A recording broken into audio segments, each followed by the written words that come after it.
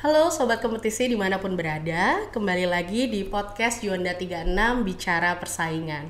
Podcast ini adalah podcast resmi dari Komisi Pengawas Persaingan Usaha atau KPPU. Di podcast ini, kita akan berbicara serius, tapi tetap santai dan harus on point tentang isu-isu persaingan usaha yang ada di sekeliling kita. Nah, untuk di episode kali ini, kembali lagi bersama saya, Dira Kusuma X yang akan menjadi host, yang hari ini kita akan membahas terkait dengan point of view hukum persaingan usaha dari bidang keilmuan. Maka dari itu kita sudah kedatangan salah satu akademisi, yaitu Bapak Dr. Binoto Nadabdab SHMH, yang beliau ini merupakan dosen atau akademisi dari Fakultas Hukum Universitas Kristen Indonesia. Mungkin bisa disapa dulu Pak Binoto ke Sobat Kompetisi. Halo pemirsa di seluruh Indonesia, salam jumpa. Salam sehat dimanapun Anda berada. Terima kasih. Baik, terima kasih Pak. Selamat datang di podcast Juanda 36. Nah, untuk Sobat Kompetisi yang belum tahu, beliau ini merupakan doktor jebolan dari Universitas Indonesia pada tahun 2014.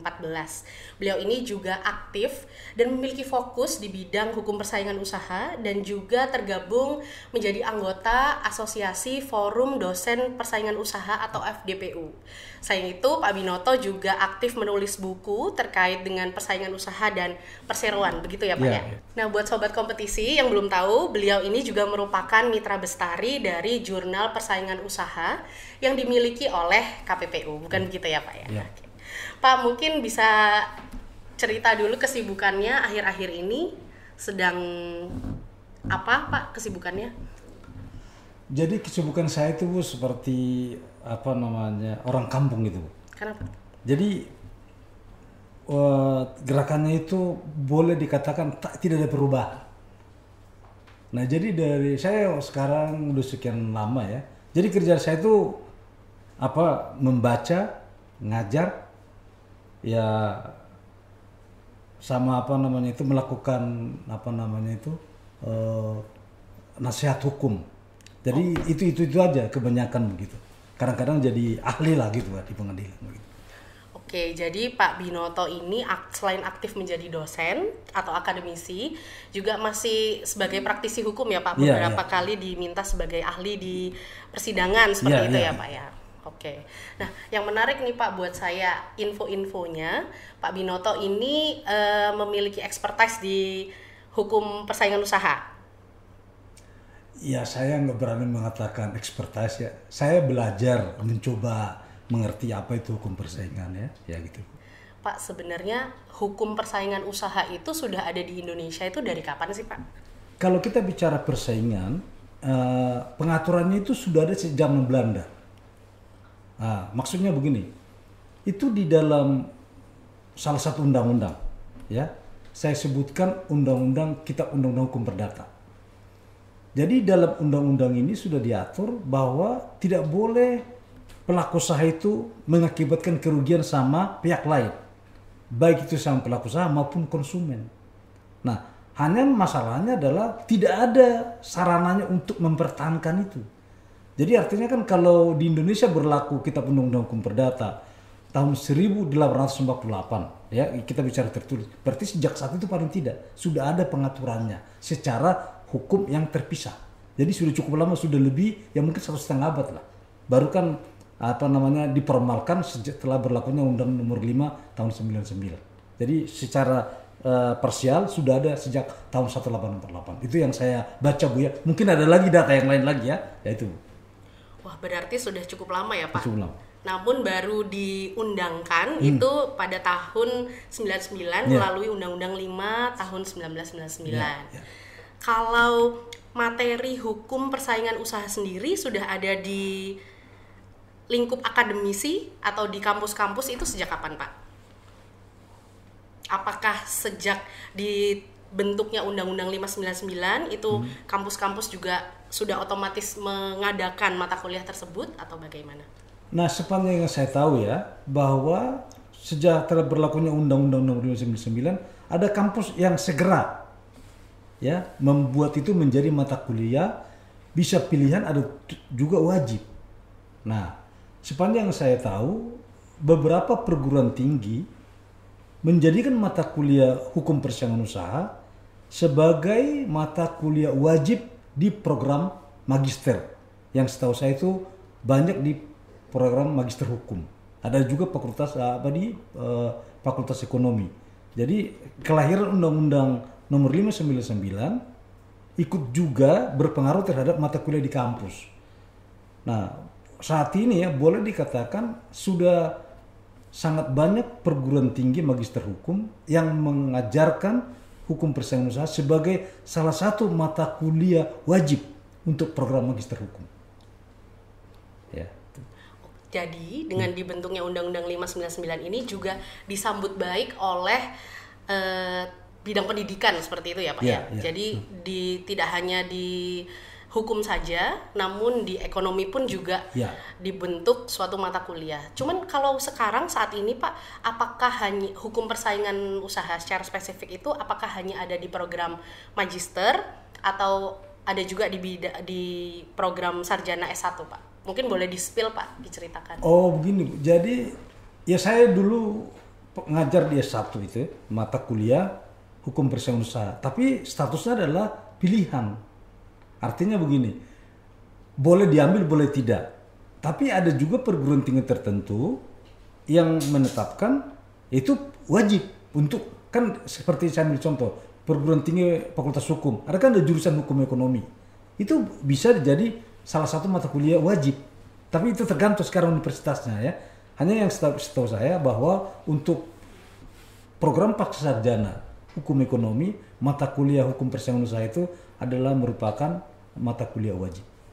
Nah, mungkin kedepannya nanti administrasi atau apa bisa saja tertarik ya, karena ini kan kombinasi antara hukum sama ekonomi.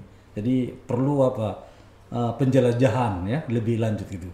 Oke, berarti kurang lebih sudah 25 tahun nih Pak undang-undang ini berjalan terus. Apakah sudah banyak kampus-kampus yang sudah menerapkan pilihan mata kuliah hukum persaingan usaha menjadi pilihan wajib atau masih mata kuliah pilihan? Nah, kalau Ibu tanya soal persentasenya, saya tidak punya data. Tapi berdasarkan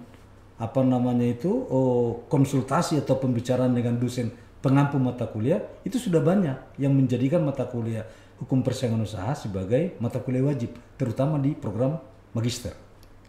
Oke. Nah, kalau dari yang disampaikan oleh Pak Binoto nih, berarti kan forum dosen itu tadi itu sudah saling sharing bahwa di kampus-kampus mereka juga sudah dibentuk mata kuliah ini. Sebetulnya ada wadahnya ya Pak, berarti untuk dosen-dosen persaingan ini berkumpul jadi satu untuk sharing-sharing terkait perkembangan dari hukum persaingan usaha itu sendiri. Ya, untuk sharingnya kan bisa melalui katakanlah ada acara di kampus, jadi on the spot ya. Jadi beberapa dosen yang bisa punya jangkauan ya, katakanlah kalau di Jakarta dosen-dosen sekitar Jakarta ikut seperti di BINUS ya, atau di tempat lain ya. Nah, bisa juga melalui online. Jadi ada katakanlah speakernya dari mana. Nah, itu dosen ikut di dalamnya. Atau bisa juga KPPU dengan Forum Dosen Persaingan Usaha membuat acara. Seperti tempoh hari itu di Aceh. Saya diminta sebagai salah satu narasumber. Nah, jadi kerjasama Forum Dosen Persaingan Usaha, KPPU dan Universitas di Aceh. Jadi itu salah satu bentuk kerjasamanya bagaimana berdiskusi mengenai hukum persaingan usaha di antara sesama akademisi dari berbagai wilayah di tanah air. Wah, kalau boleh di-spill itu tahun berapa ya Pak yang KPPU dengan FDPU mengadakan acara? Itu tahun berapa Pak? Ya belum lama Bu, tahunnya mungkin 3-4 tahun yang lalu lah. Ya. Oke, 3-4 tahun yang lalu. Pak, sebenarnya sulit atau tidak sih memberikan pemahaman ke teman-teman mahasiswa gitu ya, mungkin yang dari SMA lalu ke kuliah terus habis gitu dikenalkan dengan hukum persaingan usaha ini, sebenarnya sulit atau enggak untuk memberikan pemahaman ke mahasiswa? Nah, kadang sulit, kadang mudah. Boleh diceritain nggak Pak, apa kesulitannya, lalu apa kemudahannya yang dilalui? Nah, ini pengalaman personal ya. Jadi kan begini, orang hukum itu ya, belajar hukum kan bicaranya mengenai pasal. Ya, jadi sudah terbiasa dengan rumusan kata. Nah, tapi begitu masuk istilah untung, rugi, kan itu bicara angka. Nah, jadi katakanlah begitu bicara perhitungan itu kan bicara rumus-rumus ya, apa biaya berapa, pengeluaran berapa, ya, atau untung berapa, kosnya berapa. Jadi harus dihitung. Ada mahasiswa yang mungkin kurang senang dengan hitung-hitungan, jadi senangnya dia bermain di rumusan. Nah, dengan itu berarti kan ada yang enak menjelaskannya, ada yang sulit. Sebagai contoh begini, umpamanya kalau kita bicara predatory pricing, harga memangsa. Dari mana kita tahu? Sederhananya adalah kita kan mesti tahu biaya produksi berapa. Nah, baru nanti ketahuan biaya produksi, harga jualnya berapa. Kalau tidak bisa dihitung ini kan susah untuk menentukan predatory pricing itu betul atau tidak terjadinya. Nah, itu menjadi kadang-kadang ada yang senang dengan angka-angka, ada yang senang dengan rumusan. Jadi tergantung mahasiswanya. Ada kadang-kadang kita tanya apa itu? Umpamanya begini. Soal yang baru ya, ini yang baru ya. Soal menentukan denda. Ya. Dari penjualan kotor atau untung bersih. Nah, ini kan apa itu Pak hitung-hitungnya kan itu kan harus tambah kita kerja keras itu kan. Nah sebentar apa untung bersih? Apakah setelah pajak, sebelum pajak atau gimana? Nah, itu yang harus ditambah lah kalau dia bukan orang bukan orang ekonomi. Jadi sebetulnya menarik menantang kita untuk menjelajahi ya wilayah orang ekonomi. Itu bagi orang hukum ya. Terus orang ekonomi juga pingin apa sih maksudnya ini? Barang siapa gitu kan, terbukti secara sadar meyakinkan. Itu buat orang ekonomi itu adalah istilah baru yang kadang-kadang agak sulit untuk langsung diterima. Nah, kenapa harus meyakinkan? Nah, berarti kan komisionernya tidak boleh ragu. Nah, ini kan persoalannya kan tidak boleh ragu kan kadang-kadang nurani juga bicara. Nah, itu jadi kan berat juga ya, kayak gitu. Jadi ada yang nangkep, ya berat juga ya, terbukti secara sadar meyakinkan itu lah gitu. Seperti itu ya. Oke, berarti kalau apakah di tataran S1 nih Pak, itu teman-teman mahasiswa juga sudah biasanya kan diajarkan membedah undang-undang pasal per pasal. Tapi apakah kalau Bapak nih mengajar di kampus itu untuk tataran S1 itu mahasiswanya sudah diajarkan juga untuk membahas kalau tadi predatory pricing itu membahas cara mencari biaya modal, terus habis itu menghitung aset ataupun omset seperti itu, apakah juga itu dibahas Pak? Nah, dari kan mata kuliah itu kan katakanlah maksimal 16 kali. Nah, dari segi waktu agak nggak ke cover ya, nggak mencukupi itu. Jadi istilahnya kan umpamanya bicara sederhananya gini, contoh perjanjian itu apa sih? Nah, perjanjian itu ada tertulis dan tidak tertulis. Nah, kenapa dilarang? Nah, itu yang dijelaskan. Tapi kalau yang hitung-hitungan itu selama ini saya juga belum sampai ke sana karena saya lihat umpamanya kan sekian kali pertemuan kayaknya nggak masuk. Karena gini, mahasiswa itu paling senang kalau bicara BUMN. Ini kenapa sih monopoli BUMN tapi rugi mulu? Itu yang paling banyak pertanyaannya di situ.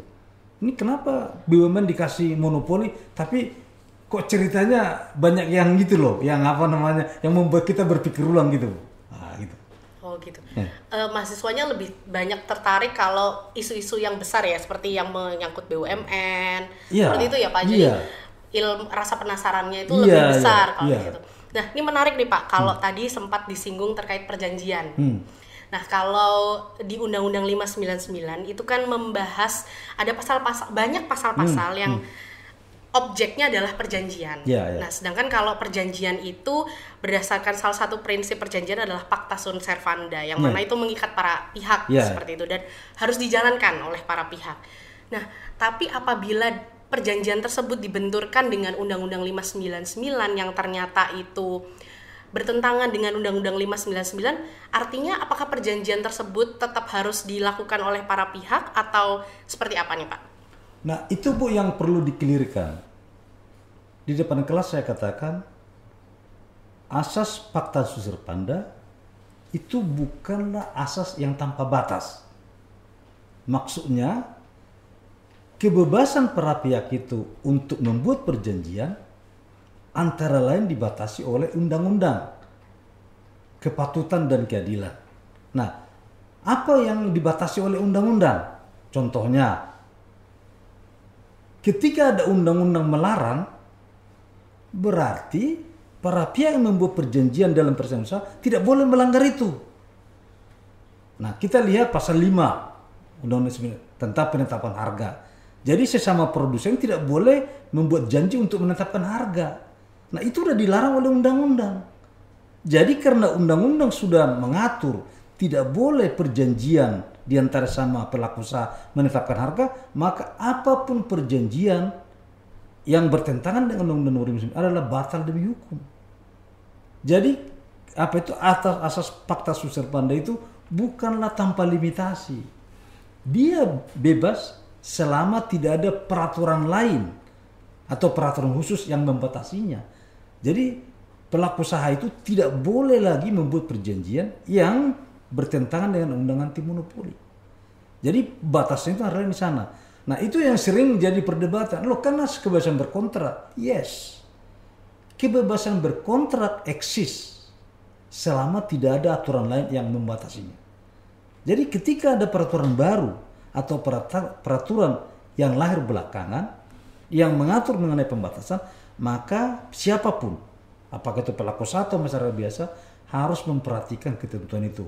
Jadi karena Undang-Undang Nomor 59 mengatakan tidak boleh perjanjian penetapan harga, maka ketika ada pelaku usaha yang bertindak membuat penetapan harga itu adalah bertentangan dengan undang-undang. Jadi itu yang sebetulnya harus dikelirkan. Jadi bukan bebas tanpa batas, bebas terbatas. Nah, itu makna dari Pacta Sunt Servanda itu.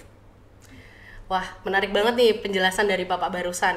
Terus yang bikin saya penasaran nih Pak, kalau misalnya di tingkat di kampus, di mahasiswa itu apakah juga dijelaskan tata cara mencari indirect evidence Pak? Kalau di KPPU ini kan seringkali di beberapa case-case-nya itu menggunakan indirect evidence. Nah, apakah kalau di kampus itu juga dikasih tahu atau di-share ke mahasiswa cara-cara mencari indirect evidence?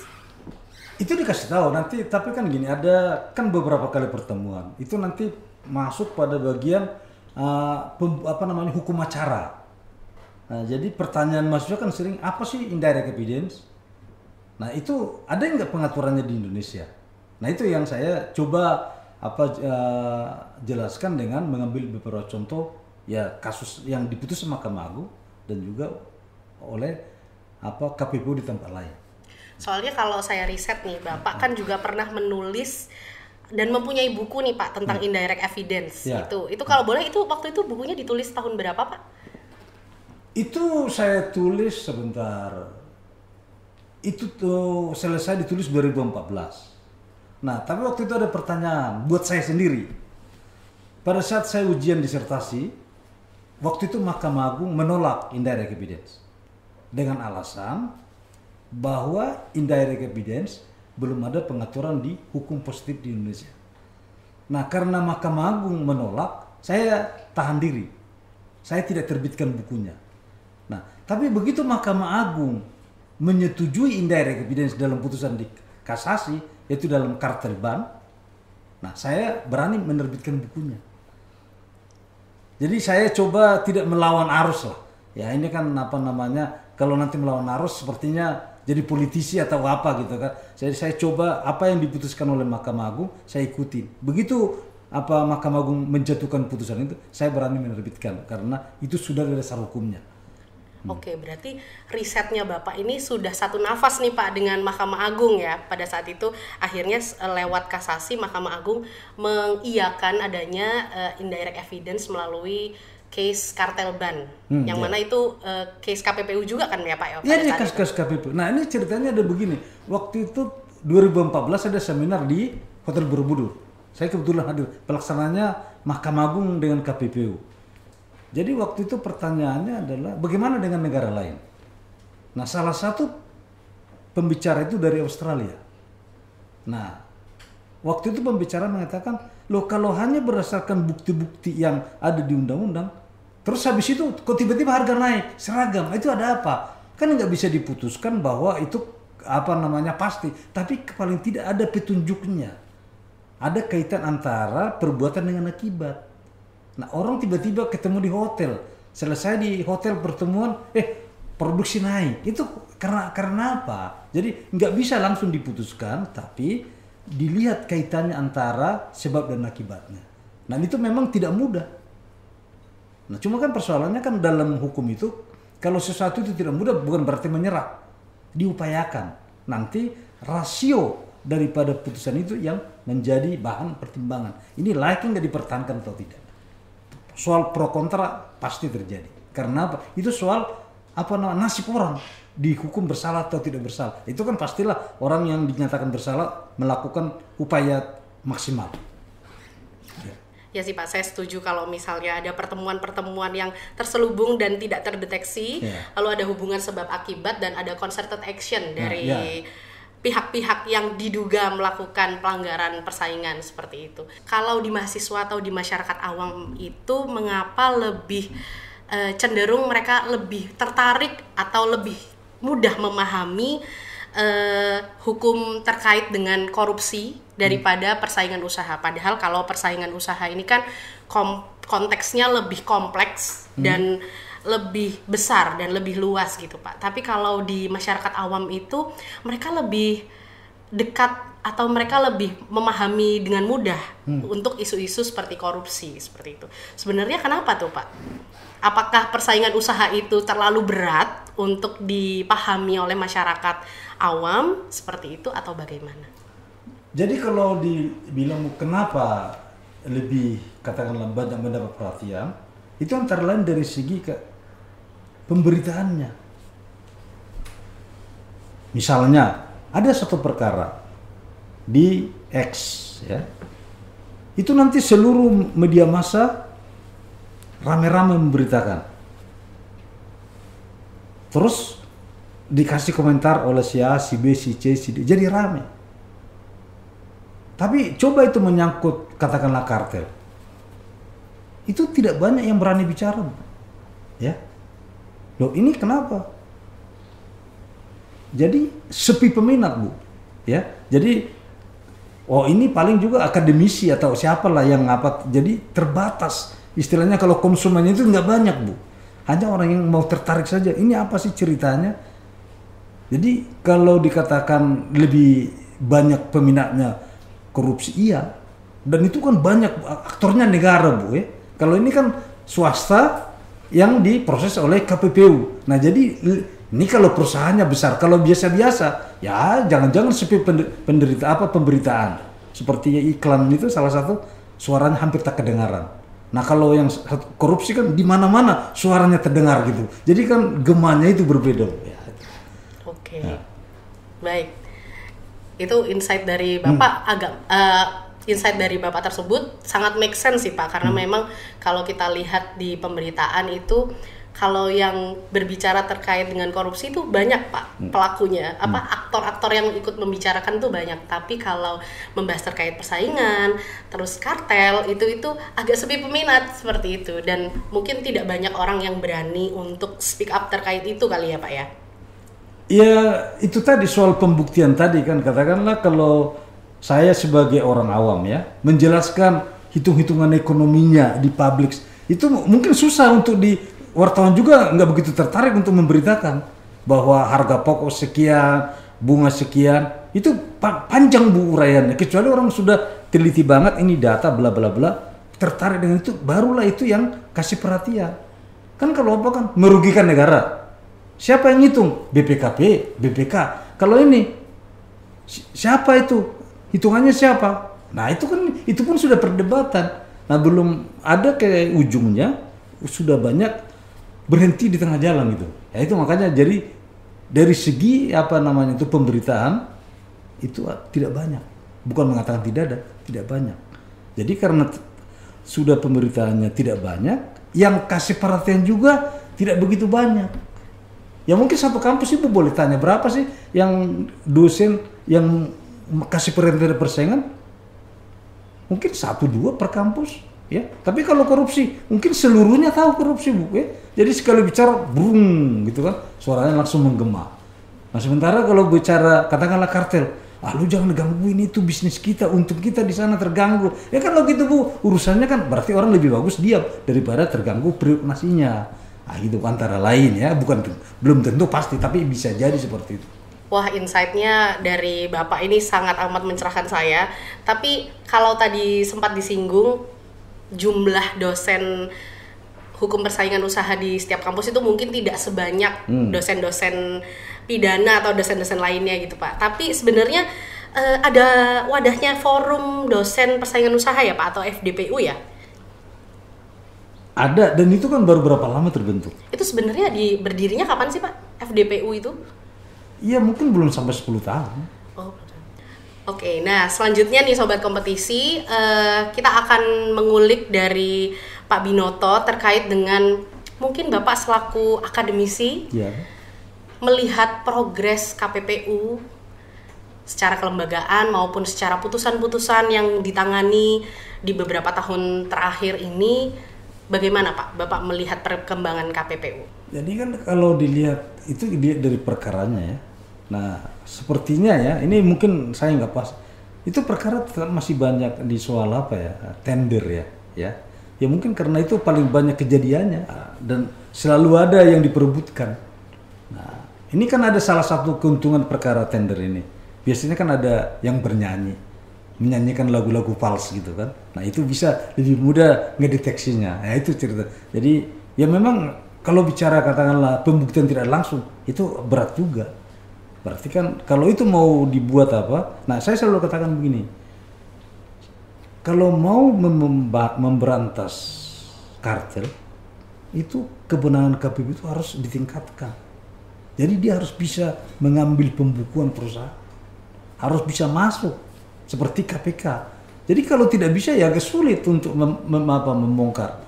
Nah ini saya berharap di depan kelas juga saya katakan, nah kalau kita bicara keinginan tentang bagaimana KPPU lebih kuat. Nah itu tadi harus dikasih kewenangan lebih kuat.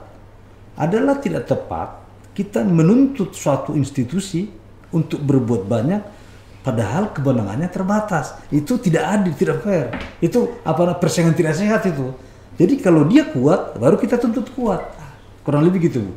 Jadi katakanlah ya kewenangan yang sekarang itu ya memang itulah yang dijalankan. Ya, soal nantinya ke depan itu supaya lebih kuat ya itu yang harus harapan kita bersama seperti di Amerika Serikat atau di Jepang. Di Jepang kan itu begitu investigator menunjukkan kartunya kan pada takut semua.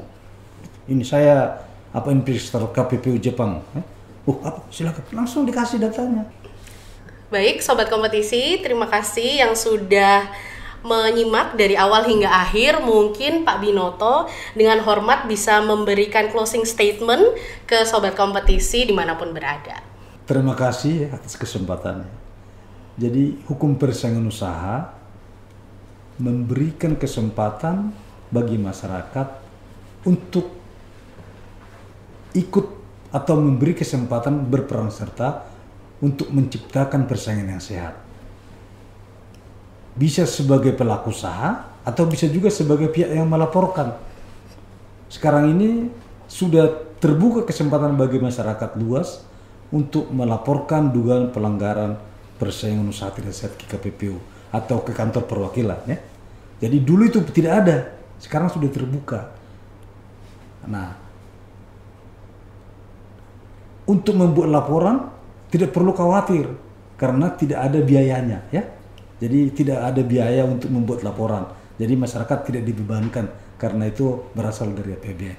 Nah, masyarakat yang mengetahui adanya dugaan pelanggaran persaingan usaha, ya kalau bersedia mohonlah laporkan itu supaya persaingan yang tidak sehat itu jangan tetap eksis, tapi kalau bisa dikurangi. Harapannya begitu. Ya dari saya gitu kurang lebih pesan. Terima kasih. Baik, terima kasih Bapak Dr. Binoto Nadabdab SHMH yang hari ini sudah berkenan sharing-sharing di podcast Juanda 36 Bicara Persaingan. Dan untuk seluruh sobat kompetisi dimanapun berada, apabila ada saran, masukan, ide, atau request mau mengundang siapa di next episode kita, boleh langsung komen di comment section YouTube KPPU dan bisa juga reach out di seluruh media sosial KPPU. Dan saya Dira Kusuma X. Terima kasih sudah menonton. Stay safe, stay healthy, dan salam persaingan sehat. Bye!